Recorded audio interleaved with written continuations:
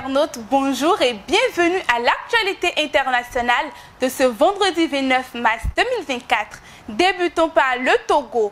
Depuis que l'Assemblée nationale togolaise a adopté lundi 25 mars 2024 une nouvelle constitution qui supprime la présidentielle au suffrage universel direct et qui donne tous les pouvoirs au chef du parti qui gagne les législatives. C'est le bras de fer entre pouvoir et opposition. Au Sénégal, le nouveau président sénégalais Bassirou Diomaye Faye a reçu ce vendredi les félicitations de l'Union africaine, saluant une élection qui atteste d'un enracinement profond des traditions démocratiques au Sénégal. En RDC, le parti de l'opposant Moïse Katumbi s'est un temps questionné sur sa stratégie alors qu'il a dénoncé les résultats des élections générales de décembre. Finalement, la politique de la chaise vide n'a pas été retenue. L'objectif affiché pour ce nouveau groupe est de bloquer toute tentative de manipuler la Constitution. En Afrique du Sud, l'ancien président Jacob Zuma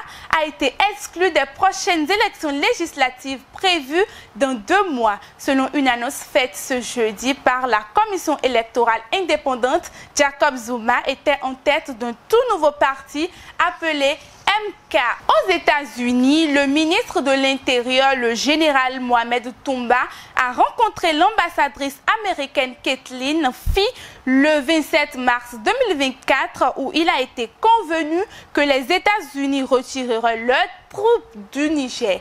Cette décision intervient après la récente annulation par le Niger d'un accord de coopération militaire avec les États-Unis. En Haïti, le préfet de Martinique a annoncé que 243 personnes, dont 163 Français, sont attendues vendredi au port de Fort-de-France en provenance d'Haïti où le chaos règne. Il sera proposé aux ressortissants français un retour immédiat sur l'Hexagone, a assuré le préfet.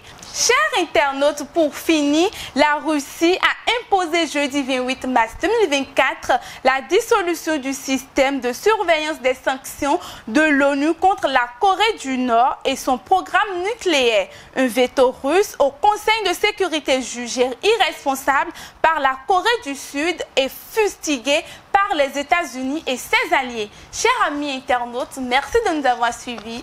À très bientôt.